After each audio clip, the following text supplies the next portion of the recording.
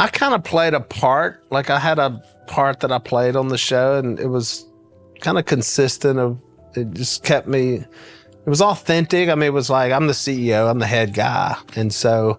Willie Robertson once thought Duck Dynasty was the blessing his family had prayed for, uniting them, strengthening their faith, and turning their small-town lives into a national phenomenon.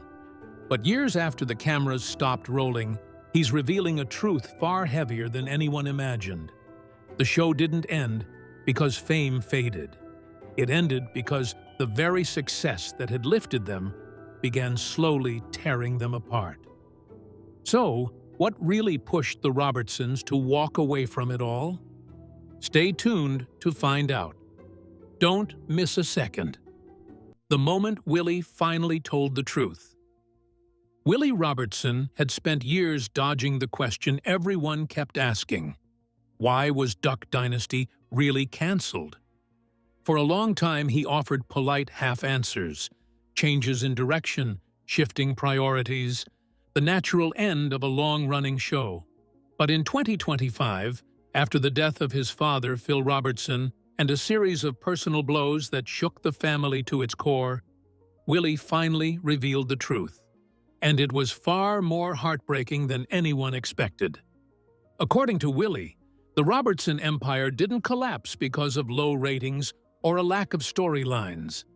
It ended because the family itself was slowly breaking under the weight of fame, scandals, and constant public scrutiny.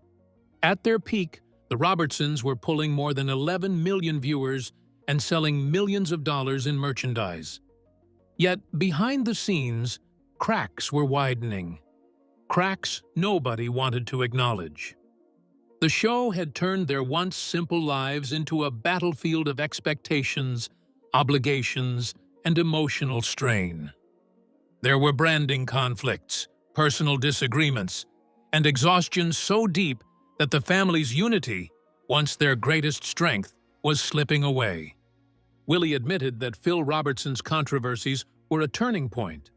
His father's outspoken GQ remarks in 2013 brought national attention, outrage, and a media firestorm the family was never prepared to manage. Even after A&E reinstated Phil 8 days later, the damage lingered.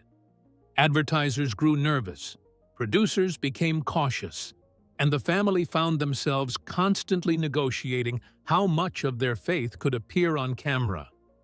Phil's health began declining years later, and when he was diagnosed with Alzheimer's, the emotional foundation of the show weakened further.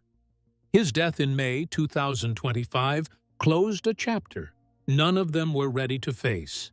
But for Willie, there was one moment that made everything painfully clear. In June 2025, a street vendor incident, simple, small, and deeply symbolic, showed him how much the family had changed. The Robertsons had once stood for humility, hard work, and living out their values. Yet, during this encounter, Willie realized how fame had reshaped them into something unrecognizable. The warmth that defined their brand was overshadowed by impatience, entitlement, and the pressure of living under a microscope. It was the moment he knew the dynasty had outgrown its soul. When Willie finally spoke openly, he didn't blame the network, the media, or the audience. He blamed what fame had quietly done to the family, drained them, divided them, and pushed them beyond what their unity could bear. Duck Dynasty didn't end because America stopped watching. It ended because the Robertsons could no longer be the Robertsons while the cameras were still rolling. But if the show didn't really end on TV, where did it truly fall apart? Watch closely. Willie finally says what the cameras never showed. For years, Willie Robertson was seen as the calm center of Duck Dynasty, the mediator with a smile, the businessman who kept the jokes light and the deals moving. On screen, he played the role effortlessly. Off screen, the weight of that role was crushing. What viewers never saw was how often Willie stood alone, absorbing pressure from every direction, quietly deciding which fires to put out and which ones might burn the family down. As the face of the franchise, Willie lived in the narrow space between the network and the Robertsons. A&E wanted consistency, ratings, and content that stayed appealing to a national audience. The public wanted authenticity, but reacted fiercely when that authenticity made them uncomfortable. And the family wanted loyalty, protection, and freedom to be themselves. Every major decision landed on Willie's desk, and no choice satisfied everyone. He wasn't just negotiating contracts or approving storylines, he was constantly calculating risk. One poorly edited scene could spark outrage. One misunderstood comment could threaten sponsors, partnerships, or the safety of his family. When controversy surfaced, Willie became the shield. He took the calls, issued the statements, smoothed relationships, and tried to keep the storm from reaching those he loved. That responsibility didn't end when filming stopped. It followed him home. What made the burden heavier was the number of roles he carried at once. Willie wasn't only an executive producer, he was the CEO of Duck Commander, managing a company that had exploded from a small family business into a multi-million-dollar brand. He was a husband trying to protect his wife from public backlash. He was a father watching his children grow up under scrutiny they never asked for. And he was a son caught between honoring his parents and navigating a media landscape that had little patience for nuance. Over time, Willie began to notice a shift in how the show felt. What once seemed like an opportunity to share family values and humor started to feel like an obligation that never loosened its grip. Filming schedules dictated family time. Public expectations shaped private decisions. Even moments meant to be genuine felt rehearsed simply because cameras were always nearby. The joy that once fueled the show slowly gave way to vigilance. Willie later admitted that this was the hardest part to accept. Duck Dynasty had been a gift. It provided financial security, a platform, and a legacy that few families ever experience. But blessings can become burdens when they demand more than they give back. By the later seasons, Willie no longer felt energized by the process. He felt responsible for surviving it. The pressure wasn't dramatic or sudden. It was quiet and constant.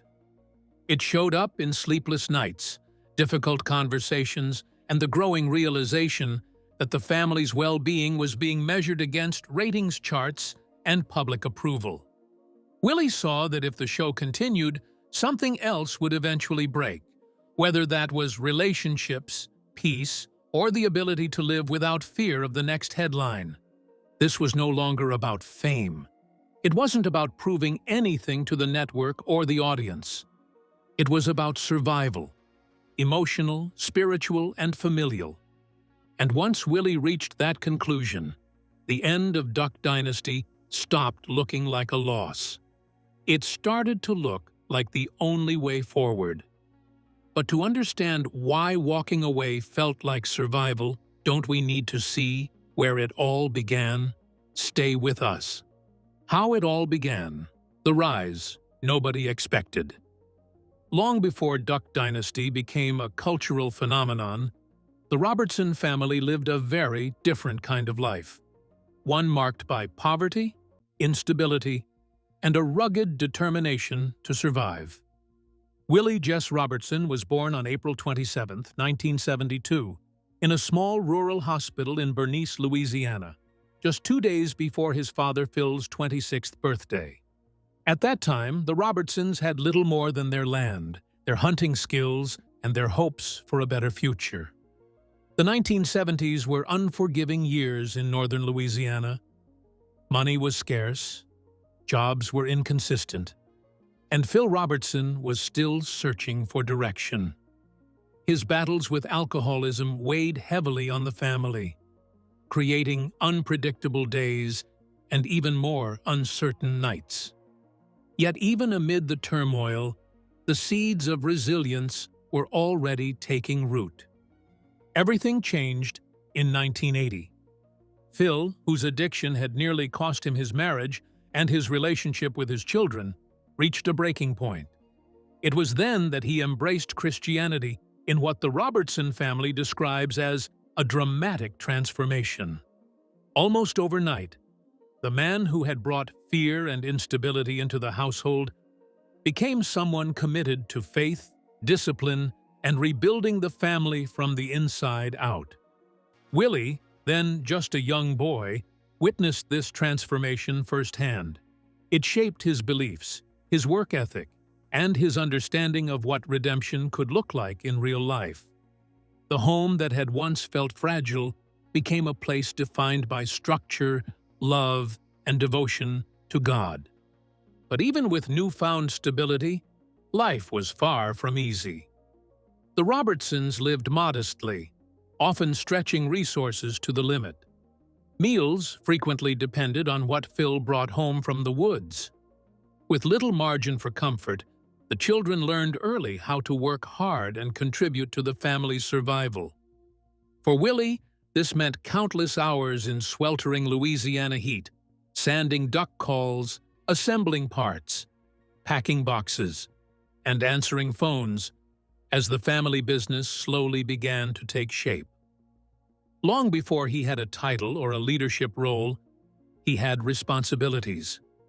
What separated Willie from other kids his age was not just a willingness to work. It was an instinct for business. Even as a teenager, he understood customers, pricing, and the power of building relationships. While his peers earned pocket change mowing lawns or doing odd jobs, Willie spent weekends selling duck calls to hunters, keeping detailed notes on orders, and applying small but effective marketing strategies. His natural talent allowed him to out-earn his father at times, not because the business was thriving, but because Willie found ways to make it thrive. These early experiences laid the foundation for the entrepreneur he would later become. College expanded Willie's horizons even further. He initially attended Harding University, where he met a young woman who would change the course of his life, Corey Howard. Intelligent, grounded, and business-minded herself, Corey saw potential in Willie long before the rest of the world did. They shared long conversations about dreams, growth, and the possibility of taking Duck Commander far beyond its humble beginnings. Their relationship was not built merely on romance. It was built on vision. After transferring to Northeast Louisiana University to study business, Willie sharpened the skills he needed to scale the family enterprise. On January 11, 1992, at just 19 years old, Willie married Corey. Some saw them as too young, too inexperienced, and too ambitious. But together, they became a powerhouse partnership. Corey handled finances, branding, and organizational systems, while Willie focused on strategy, sales, and expansion. What began as a small backwoods operation eventually evolved into a national brand, one that would capture the attention of retailers, hunters, and eventually millions of television viewers. The rise of Duck Commander was not an accident. It was the result of a childhood shaped by struggle, a family rebuilt through faith, and a young couple who believed that their dreams were bigger than their circumstances.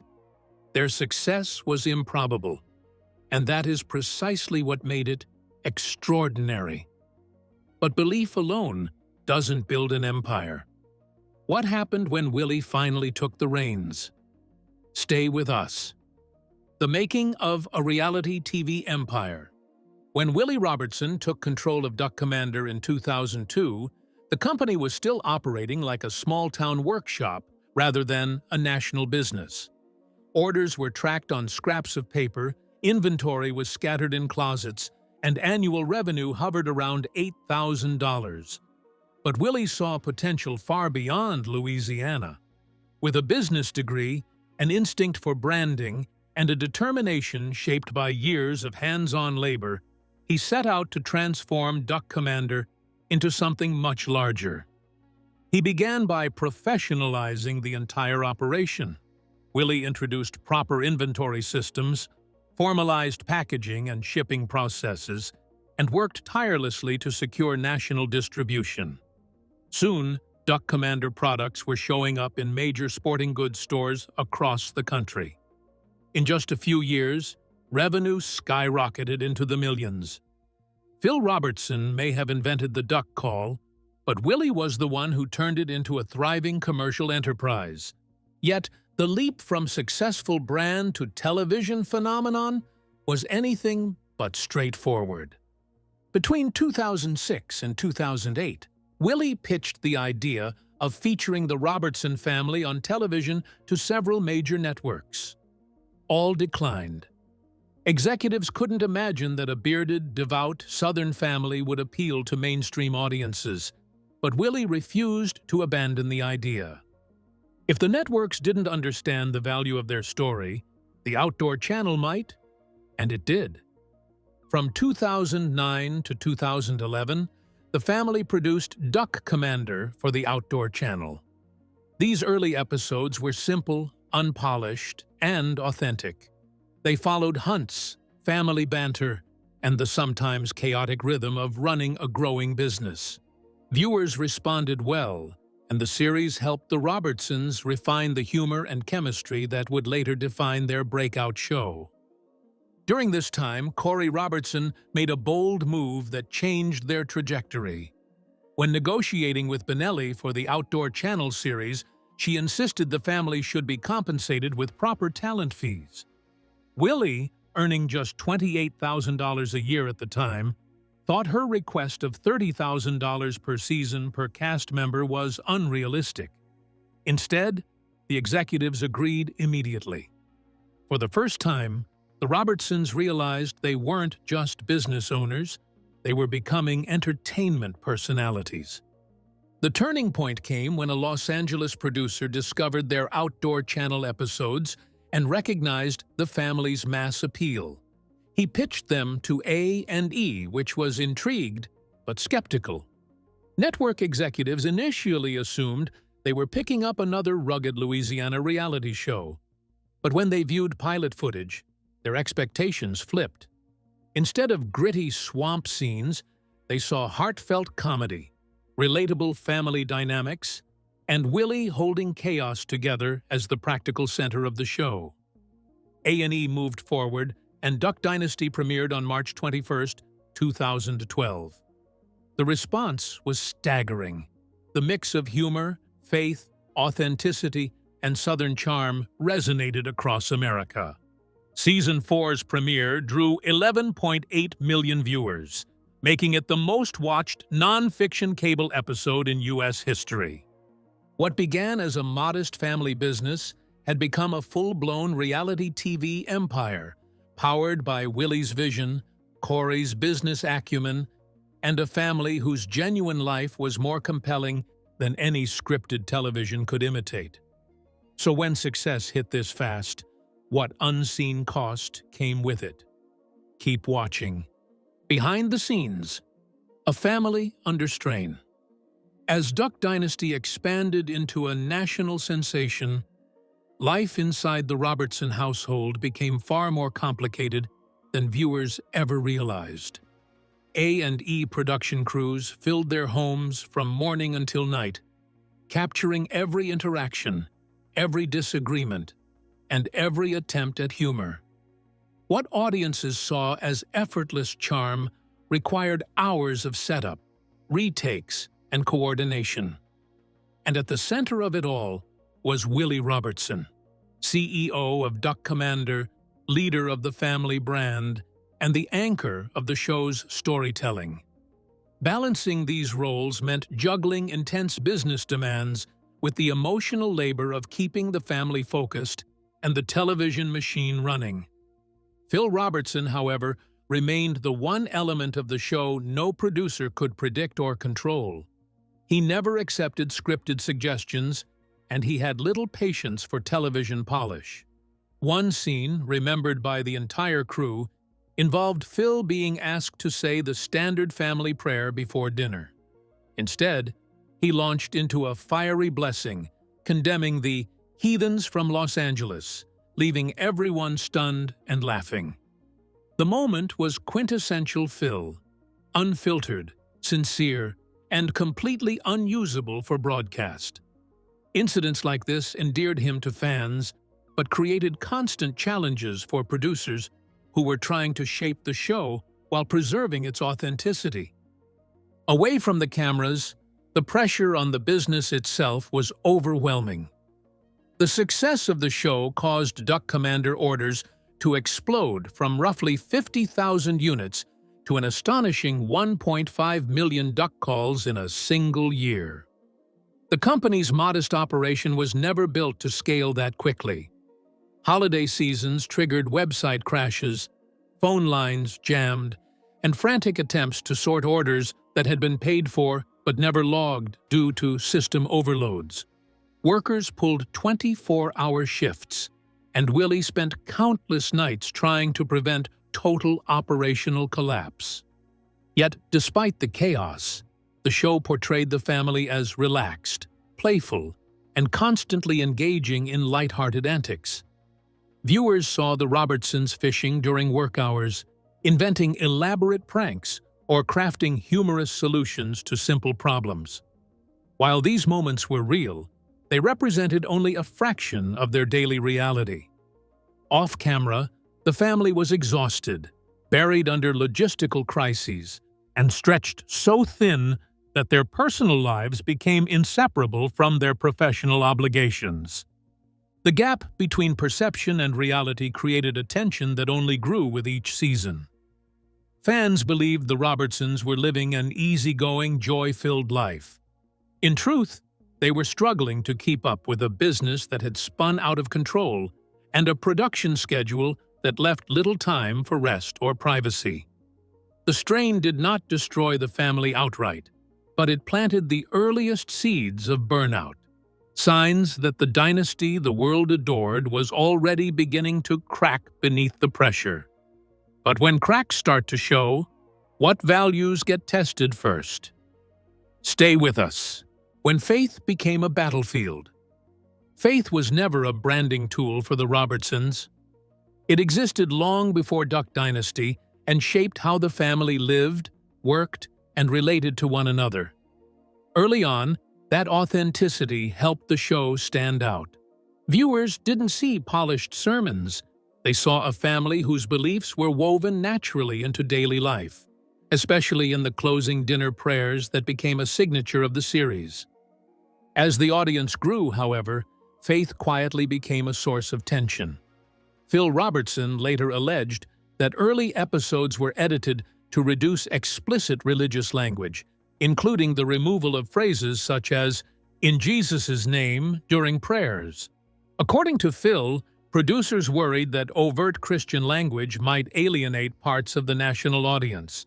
To him, those edits felt like censorship, a signal that the show was being asked to soften something the family saw as non-negotiable. A&E disputed that interpretation. The network maintained that Duck Dynasty was never intended to function as a religious program, and that editorial decisions were made to balance entertainment with broad appeal. From their perspective, faith was still present and respected, just framed within a format meant for millions of viewers with different beliefs. Both sides claimed good intentions, but the disagreement revealed a deeper divide. For the Robertsons, faith could not be adjusted by degrees. It was either expressed honestly or not at all. For the network, clarity of messaging and audience reach were essential.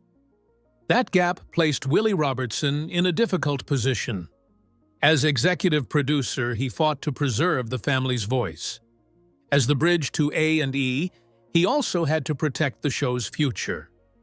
What began as shared values slowly turned into a fault line. Faith, once the glue holding everything together, became the element most likely to provoke controversy, threaten sponsors, and strain creative control.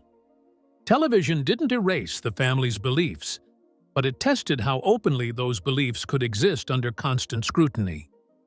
So when belief meets a national spotlight, what happens when one voice speaks too loudly? Stay tuned. The GQ interview that changed everything. In December 2013, Duck Dynasty stopped being just a television show. A single interview Phil Robertson gave to GQ magazine turned the series into the center of a national cultural storm and permanently changed how the family, the network, and the public viewed it. During the interview, Phil spoke candidly about sin, morality, and his religious beliefs. His comments on homosexuality, adultery, and race were rooted in his reading of the Bible, but many readers found them offensive and inflammatory. Within hours, backlash erupted. Advocacy groups condemned the remarks, headlines spread rapidly, and Duck Dynasty became a lightning rod in America's culture wars.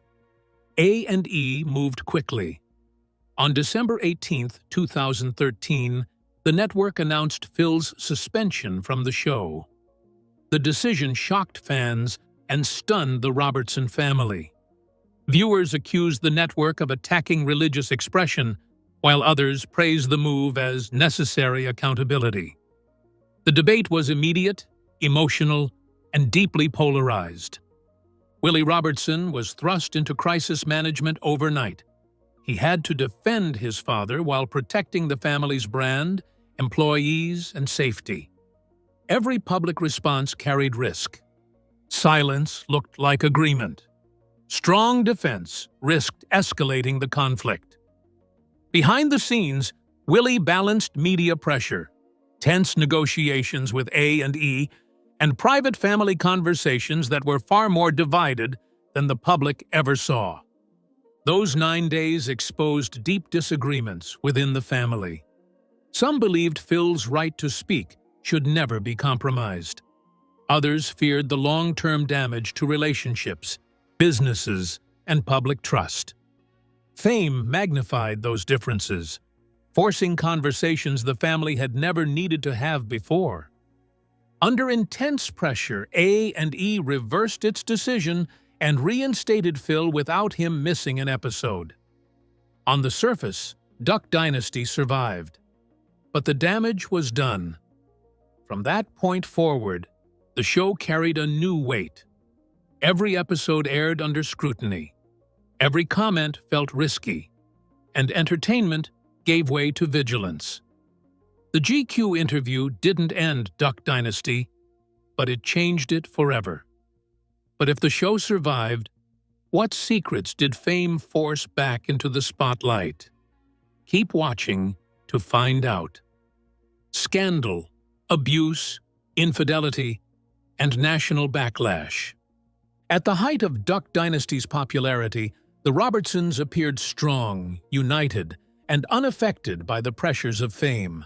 But Phil Robertson's explosive 2013 GQ interview shattered that illusion and sent the family into one of the most turbulent periods they would ever face. Phil's blunt remarks about sin, sexuality, and morality triggered immediate outrage and a nationwide debate. As critics examined his past, details of his earlier adulterous affair, something Phil had publicly acknowledged as part of his spiritual transformation, resurfaced, intensifying public scrutiny and complicating his image as the family's moral compass. The fallout quickly escalated beyond the initial controversy. Conservative supporters rallied around Phil, framing the backlash as an attack on religious freedom and biblical conviction. Meanwhile, civil rights groups and LGBTQ+ organizations condemned his comments as harmful and discriminatory. The Robertsons became unwilling symbols in a cultural divide they never intended to represent. The show, once a source of joy and humor, suddenly found itself at the center of national conflict. The emotional cost to the family was even more devastating. Willie and Corey Robertson's adopted son, Will, who is biracial, became the target of racist attacks from strangers emboldened by the controversy. The cruelty struck deeply, especially because the couple had previously been told that biracial children were among the hardest to place in Southern adoption systems. Their son's identity, once simply a cherished part of their family story, became a weapon used against them in the public sphere. The backlash soon turned dangerous. As tensions mounted, the Robertson compound in Louisiana faced armed threats. For a family known for open doors and neighborly hospitality, implementing security measures felt unsettling and unnatural. The most frightening incident occurred when shots were fired at homes on the property. A bullet pierced the window of the house where John Luke, his wife, and their baby lived. That moment transformed their private sanctuary into a site of fear and confirmed that fame had brought risks no one anticipated. These events marked a turning point. The Robertsons continued filming, but the innocence and ease of earlier seasons were gone. Their fame now carried emotional wounds, strained relationships, and a constant awareness of danger.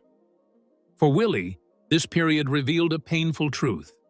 The show's success had come at a cost far greater than ratings could ever justify. So what happens when the cameras finally switch off? Does the pressure disappear, or does it follow them? Keep watching. Life after Duck Dynasty, Reinvention and Retreat. When Duck Dynasty ended in 2017, many assumed Willie Robertson would disappear from the spotlight. Instead, he entered a new chapter defined by reinvention and a deliberate shift toward a quieter, more meaningful life. One of the most surprising moments came in 2021 when Willie competed on FOX's The Masked Singer as the Mallard. His energetic performances and unexpected vocal talent stunned viewers, offering a glimpse of a creative side that had never surfaced during the family's outdoor-focused reality series. Willie had already stepped into public cultural spaces long before this. In 2014, he and Corey appeared in the Christian film God's Not Dead, aligning with their commitment to faith-driven media. Later that year, Willie attended President Barack Obama's State of the Union address, an appearance that confirmed how deeply the Robertsons had influenced American pop culture. Another meaningful project emerged with At Home with the Robertsons, a Facebook watch series where Willie and Corey invite guests into their home to discuss sensitive topics such as race, faith, and gun rights.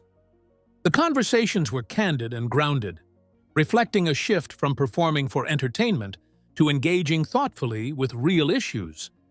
But behind the creative ventures, Willie was undergoing a personal transformation. After decades of building Duck Commander, overseeing massive merchandise empires, and carrying the weight of national fame, he realized how much time he had missed with his growing family. By 2025, with 7 grandchildren, Willie announced he was now fully semi-retired. The phrase became a lighthearted joke among fans, but for Willie, it marked a serious commitment to slowing down. What he wanted now was simple: to be present.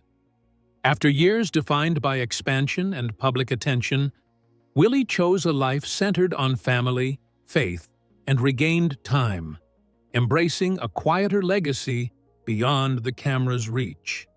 The final heartbreak: why the dynasty could never return. For years, fans hoped Duck Dynasty might somehow return in its original form. But the truth is that the show ended long before any public announcement, its spirit quietly fading as the Robertson family changed, grew, and endured heartbreak the cameras could never capture. The final, irreversible turning point came with Phil Robertson's decline. Alzheimer's slowly dimmed the larger-than-life figure who had anchored the family both spiritually and emotionally. When Phil passed away on May 25, 2025, any realistic vision of a full revival vanished with him. His presence had been the heartbeat of the dynasty. Without him, the world they created could never be rebuilt. At the same time, the younger generation had moved far beyond the rhythms of television life. Reed pursued music in Nashville. John Luke stepped into leadership at Camp Chayoka, dedicating his time to mentorship and ministry. Sadie became a best-selling author and influential Christian speaker, with a career built on authenticity rather than reality show fame. Bella chose privacy, marriage, and a quieter life. The next generation wasn't waiting for the cameras to return. They were already writing new chapters of their own. Willie eventually admitted the truth most fans never considered. Duck Dynasty didn't die because the audience walked away. It ended because the family could no longer be who they once were on camera. Life had shifted. Priorities had changed. The unity that made the show powerful could not be recreated under the weight of grief, growth, and time. And yet, ending the show wasn't a triumph for Willie. It was a heartbreak. He later confessed that walking away hurt more than staying. Duck Dynasty wasn't just a hit series. It was a shared era of life, one that shaped the family's identity and created memories that could never be duplicated. Grief followed the cancellation. There was no celebration, no sigh of relief, only the quiet realization that a cherished season had closed forever. But Willie also came to understand a deeper truth: the difference between longevity and legacy. Longevity asks how long something can last. Legacy asks what it leaves behind. Trying to stretch the show further risked diluting its meaning. Ending it preserved its impact. Most importantly, stopping the show was an act of protection. It shielded the family from deeper exhaustion, from greater scrutiny, and from losing control of their own lives. It prevented the next generation from inheriting a burden disguised as opportunity. Ending Duck Dynasty was not surrender. It was responsibility. The 2025 revival may offer nostalgia, but Willie knows the original magic is gone. The dynasty ended not because it failed, but because the people who built it finally chose themselves over the machine they created. But what do you think it truly meant for the Robertsons to choose peace over fame after Phil's passing?